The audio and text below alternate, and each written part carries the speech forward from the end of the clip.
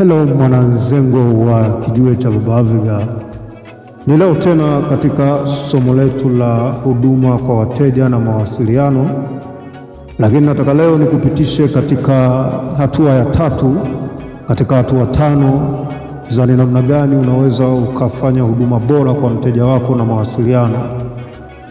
Kuna mambo matano ambayo nimesema nitashare na wewe. Mawili kati ya hayo nishasema na wewe kabla, lakini leo nataka niongee jambo la tatu, nalo ni mawasiliano na tabia wakati wa safari au intransitive professionalism. Hapa nitagusia mambo kadha wa kadha ili tuwekane sawa katika jambo hili namba tatu la mawasiliano na tabia wakati wa safari. Dereva, unapokuwa umeshawasha gari yako na tayari uko na kiongozi wako na umeshaanza safari yako kutoka point A kwenda point B, manake tayari wewe na abiria wako au na kiongozi wako ambao ndio mteja wako tayari uko safarini. Kwa lazima katikati ya safari kutakuwa na mawasiliano, kwa sababu hamtakuwa mnasafiri kama miti ambayo haina mawasiliano. Kwa kutakuwa kuna mawasiliano yanaendelea hapo katikati wakati huo wa safari. Kwa kunahitajika sasa wewe dereva kuwa na tabia njema katika mawasiliano hayo au katika safari hiyo unayoendea. Ndio maana nimesema tutazungumzia mawasiliano na tabia wakati wa safari au intransitive professionalism. Kuna mambo kadha wa kadha, lakini jambo la kwanza katika mawasiliano na tabia wakati wa safari ni kusoma alama za mteja. Dereva atakiwa mjanja sana kumtambua mteja wako au abiria wako wa siku hiyo unayesafiri naye apoje kabla yeye hajakusoma wewe. Yaani tambua mudi ya abiria wako, tambua aina ya abiria wako na tambua hali alionayo abiria wako wakati huo. Yaani inamaanisha kama ni kiongozi wako, umtambue kiongozi wako na ujue leo yuko katika mudi gani. Kwa nini nasema hivyo? Hii inakusaidia wewe kujua safari yako uendeje katika hiyo safari, kwa sababu utakuwa safari utamtambua. Kuna muda unaweza kuwa uko na kiongozi wako zewe asikushirikishe chochote, lakini ukagundua leo kiongozi wangu hayuko sawa. Leo labda anahitaji utulivu sana, hahitaji kelele ya aina yoyote. Itakusaidia kwenye safari yako, labda hata usiwashe mziki kwenye redio, kwa sababu utatambua mudi yake leo haihitaji kelele yoyote, hata mziki hata nini. Kuna utulivu anaohitaji, kuna tafakuri anaendelea nazo katikati ya safari. Lakini sambamba na hilo, katika kumtambua, jambo la msingi sana, yani hilo wewe umemtambua au hujamtambua abiria wako, dereva hauruhusiwi kuwa mtu mwongeaji wakati wa safari. Although kuna mawasiliano ambayo inatakiwa muongee, lakini wewe hautakiwi kuwa mwanzilishi wa hayo mawasiliano. Mawasiliano yote yako belong to yeye. Yeye ndo anaweza kushirikisha jambo lolote. Ikiwa kuna jambo anataka mzungumze au kuna kitu anataka mshare au kuna story anataka mpige, ataanzisha yeye, na wewe jukumu lako ni kushare naye hiyo story kwa star na kwa nidhamu, ukienda kwa kii zake yeye. Usichangamke sana wewe kumzidi yeye. Story amekuuliza swali fupi tu au ukatoa maelezo paragraph nzima.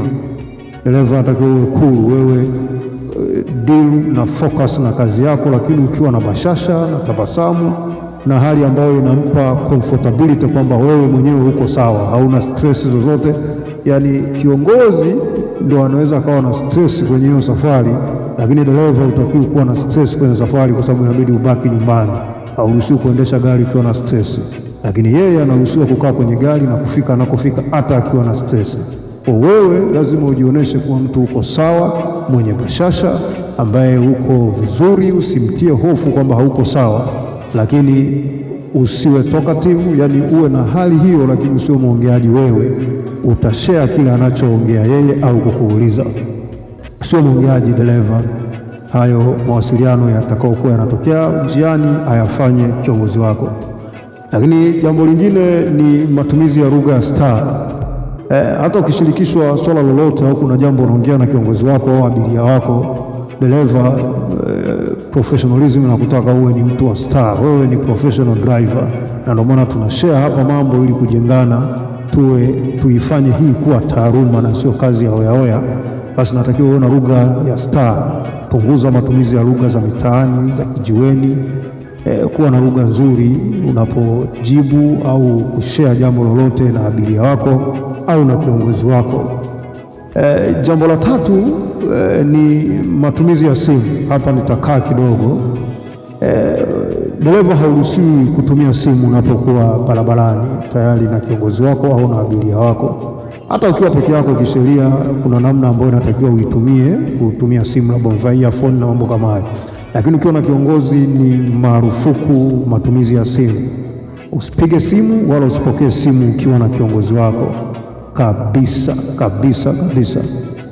Otherwise simu hiyo, yani kiongozi uliyenaye wakati huo awe ni subordinate na yule incharge wako, kiongozi wako unayemwendesha, mwenye mamlaka ya mwisho kwenye hiyo gari, awe yeye alibaki akakupa mtu uende naye. Sasa simu ya yule incharge wako mwenyewe unaweza ukaipokea, lakini kwa excuse ya kumtaka huyu uliye naye kwamba samani, kuna simu ya bosi hapa, anaweza kupokea, akuruhusu, kwa sababu pia naye ni kiongozi huko pale, basi unaweza kuipokea, kwa sababu yule ndo msemaji wa mwisho kwenye gari yako na hauko naye, amekupa mtu mwingine. Na hapo utafanya utaratibu wa kidereva, utapaki pembeni, utamsikiliza kiongozi ili uendelee. Lakini kama top ndo uko naye, hauruhusiwi kupokea simu. Na katika hilo, simu ya dereva siku zote inakuwa silence au katika mtetemo wa chini. Sasa kwa nini nakuwa hivyo? Kwa sababu kusiwe na disturbance ya ule mlio wa simu. Nimesema kiongozi anahitaji sana utulivu kwenye kichwa chake, kwa sababu kuna mambo mengi anayatafakari katikati ya safari na kwa kazi yake. Sasa katika hili naomba niseme na nyinyi wengine ambao sio madereva sasa, lakini tuko hapa kijiweni.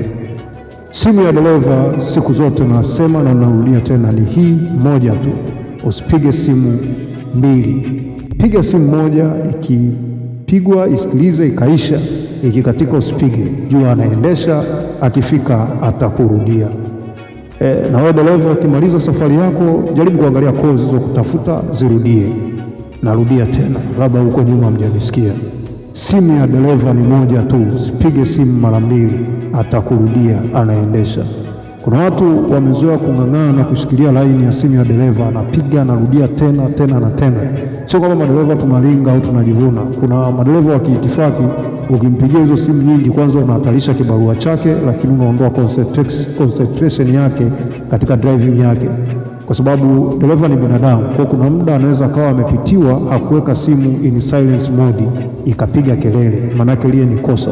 Kwa unamshitaki kwa kiongozi wake kwamba dereva hauko makini, kwa nini acha simu inapiga kelele. Kwa wakati huo yeye atashtuka ile simu kuita, anaanza kuhangaika namna ya kuimute.